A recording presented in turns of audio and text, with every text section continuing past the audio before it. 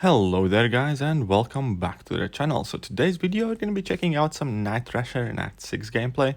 It's been a while since I featured this guy on my channel, and I'm definitely kind of like looking forward to showcase him some more. But anyways, so first we're starting at 2.2 where Mr. Sinister is the boss.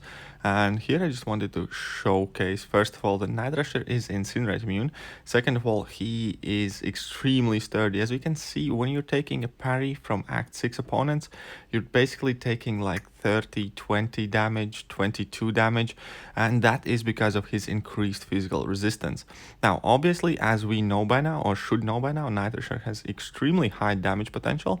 Unfortunately, it often gets overlooked just because it hides behind signature ability. Also, it takes a couple of level 1s to unlock, but once you start to get your Furies up, and that is actually much quicker than people realize due to his power gain before 1 bar of power. I'm going to explain that a bit later. We can see that numbers do start to add up. That was 19k heavy attack, second part crit. So you can definitely see that he hits extremely hard. That is 34 hits, act 6.2 to opponent goes down, and that's without any boosts or suicides. And obviously in this map it is important that he is also incinerate immune. Now some of his damage does come from synergies. It's about 40% of his overall damage comes from guillotine and Darkhawk synergies. He doesn't hit as hard without them, however he still poses a respectable amount of damage, and we're going to check that out against this sentinel, because this sentinel is in fact bleed immune, so we're going to lose some of our damage over time debuffs. However, we can still incinerate this guy, we can still shock this guy, and which is most important, this is a freezer burn path, and I have actually used this guy on freezer burn path in AQ in past myself as well, just because he can double up on freezer burn path and also in section 3 on buffed up path, just because he has access to a lot of fury buffs. So he has quite a bit of versatility with his access to a lot of debuffs, and with that also kind of heal mitigation to access a lot of buffs and being able to deal with buffed up paths and stuff like that. He also is incinerate immune, and he's extremely sturdy character that has a really potent power gain under 1 bar of power, which is working out perfect for that guy. And at the same time, I'm still kind of trying to figure out why more people don't use him, and I think it comes down to kind of two major important things. Number one is that he is not the easiest champion to use in the game. You have to be kind of confident in your ability to parry. You need to kind of have overall very good fight sense to be able to track opponent's power, your power, opponent's debuffs, and it can take a bit of a toll. And the second part of it is just because he unlocks his damage after like 20 hits or so, and most people like to have the damage from get-go, like with Omega Red, who accesses his damage incredibly fast, Ghost, Corvus, so on and so forth. Nightrasher does take a little bit to ramp up, however he makes up for it in my opinion with his immediate access to True Strike, and that is extremely important. I do think he's pretty much the only champion in game that has True Strike access from the first hit of the fight immediately, like without needing to do anything special, without needing to do intercepts, nothing. Like Ghost can shut down evades, but that still leaves you with auto blocks.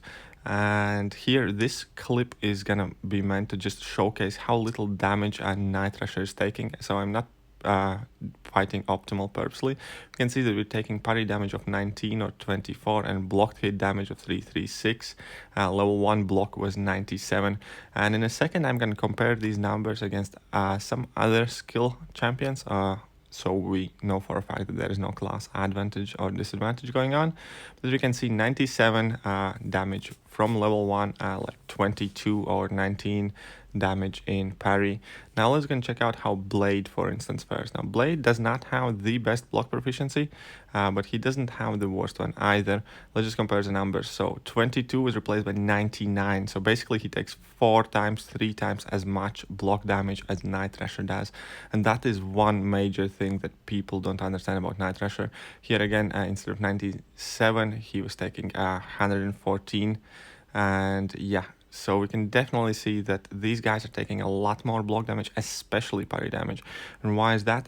It's because Nightrasher has physical resistance built into his base kit, and that makes him extremely sturdy guy. He can take a punch, he can take a hit in a block, and that kind of works perfectly with his playstyle, because you do want to parry fair amount, or you do want to kind of like take some shots in a block and then block counter their heavy attack with your own. And now let's bring in another test subject. In this case, it's going to be Nick Fury, and let's see how he compares, because Nick Fury does have quite good block proficiency. So here was 317 and 72 on parry, which used to be 22 for Nightrasher, 128 in block versus Nightrasher's 97. So you can definitely see that it does make a big difference, especially on parries and also quite a bit on blocked hits, that Nightrasher is in fact like a lot sturdier than your average champions. His block proficiency and his physical resistance is up there with the tankiest of the champions, and that helps a lot, because Nightrasher, you need to be fairly careful, finicky, and precise when you play him, and just the fact that he's bulky is kind of complete opposite to Stark Spider-Man, which is like one of the biggest things I personally am not a fan of when I'm playing Stark Spider-Man. Is just because he has a really low base health pool, he has a low block proficiency, and he feels extremely flimsy. He can access his damage output a bit faster than Nightrasher can, but Nightrasher can out-damage Stark Spider-Man in longer fights. Also, he's a lot more sturdier, and he will be finishing these fights with a lot more health. And now I just wanted to show that there are many kind of different ways that you can play Nightrasher, and you can play around different nodes in Act 6. And so we moved on to 624, I believe. And as we can see, every time we successfully dex opponent or parry him while we're under 1 bar of power, we basically get 5% of our max power, and that is a quite considerable chunk of power, especially if you get to dex opponents who have multi-hit level 1, let's say like Cyclops, Yellow Jacket. You get your level 1s incredibly fast, and now we can see that we have placed Taunt on our opponent. That also does mean that we will get our Furies, and we will be starting to hit a lot harder. For those who do not know, Taunt and his Fury buffs is coming from his signature ability. That's why it is extremely important to have Nightrasher Awakened and high signature level, and then he's gonna increase his damage output by miles, and because he can have maximum of 10 Furies, the potency of each Fury depends on the signature level. Also, additionally, signature unlocks the ability to place Taunt on opponent, which increases their chance of throwing special attack and reduces their attack. So yes, Nightrasher's signature ability is extremely important. He also has to be high sig to get the max damage output. So that is one of the things that I think also kind of like discourages people from investing in him initially, just because once you pull him, he might be fairly underwhelming, and many people probably would not realize how potent this guy actually can become once kind of like invested in, equipped properly, and played properly. And now another fight in 624 against Black Widow showcased that if you have troubles, let's say, parrying opponent, you can also, against certain opponents, punish their special attacks, punish their heavy attacks with your own. And she is also going to evade me and punish me, but we're going to see that it won't even deal all that much damage. And that's going to be, again, down to the argument that Nightrasher does require you to be on the ball for you to know what you're doing. However, he's also fairly forgiving once you do make mistakes, just because how sturdy he is.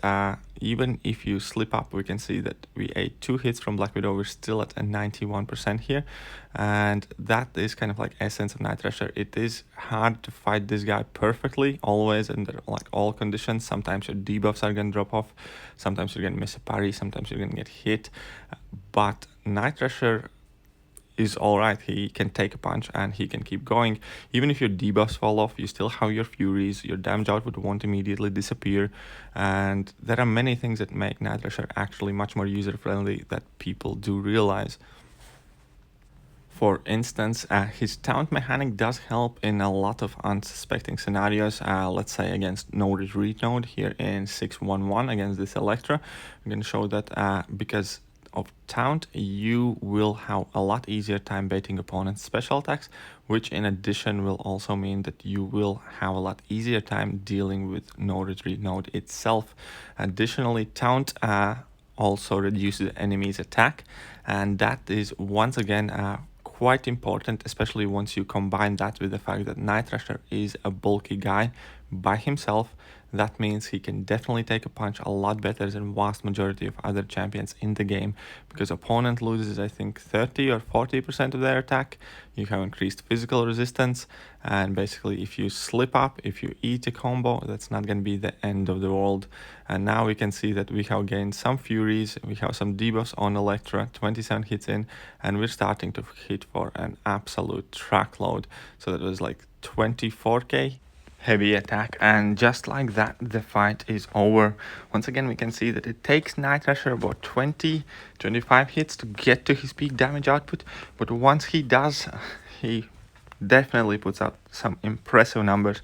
Now, another way to show that there is a lot of creativity that you can use playing Nightrasher is against, let's say, this bubble shield node, because I can't take many hits in a block, which means I can't parry a heavy opponent too often.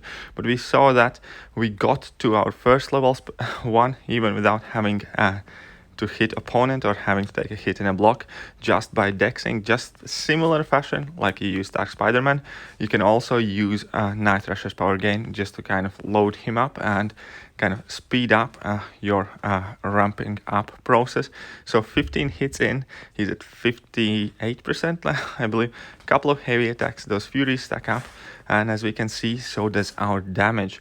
And yeah, so pretty much here we're finishing off with a massive level 2, 33k crit on our last hit of level 2, and the fight is over. 29 hits, Act 6 opponent goes down, and that's with us having to ramp up damage. And now to do another fight on Bubble Shield node, just to demonstrate that it is extremely easy to pull that kind of playstyle off, and just dex to your level 1, drop your level 1, and yeah, basically you can get to your level 1s super quickly. And level 1s are basically your core mechanic, how you start ramping up Nightrasher. Therefore, it is extremely kind of handy, the fact that you can actually spam your level 1s without needing to hit opponent or needing to take hits in block or anything like that. So you can see that a couple hits in, we already had our level 1. Now 12 hits in, I'm going for my second level 1. Now at this point, we again dexed twice on Hulk's special one, so that pretty much gave us like a half bar power. Drop our heavy attack, and we are in business because we got the taunt on, and we can see that special delivery node is absolutely not an issue for Darkhawk as well.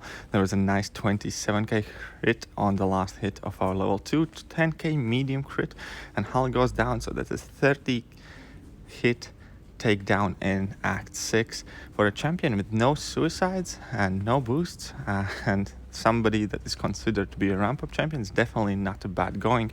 And now towards end of this video, I just wanted to bring in another clip from Labyrinth of Legends, and that is against Star-Lord. We can see that because of our level 3, all our debuffs have 75% increased duration, and that also works on parry and lets us bypass limber. So whenever you are facing stuff like increased metabolism or anything that basically prevents you from parrying opponent effectively, like limber nodes for instance, you can always just get your level 3 first, drop your level 3, and then all your debuffs will have 75% increased duration, including your stun, including your bleeds.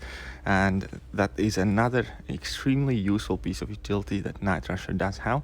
Now I did make a small slip up there, and I think almost another one here, but you can definitely see that once you have opened Nightrasher up, there are extremely nice looking numbers, 9k medium crits and 10k medium crits depending on how many debuffs you have an opponent at any given time. And yeah, basically you just deal a lot of damage consistently on very kind of easy basis.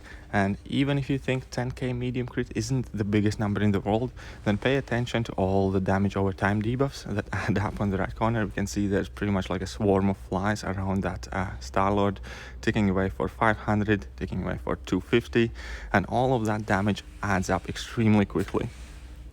For those of you who are interested, I have a couple of full path clears using Nightrasher in Labyrinth of Legends, just to see how well he actually can perform, how sturdy he is.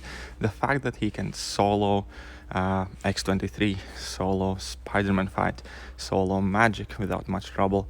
He is much more versatile than people give him credit for at the first glance, and that often shines against matchups like Uncollected Thanos. I have a solo of that guy using my Nightrasher. He was also one of the best options in variant 2 against that annoying Wade symbiote. And there again, variant 3, when you have Kang final boss, just the simple fact that you can maintain incinerate opponent to 100% of the time means you could destroy that Kang super easily.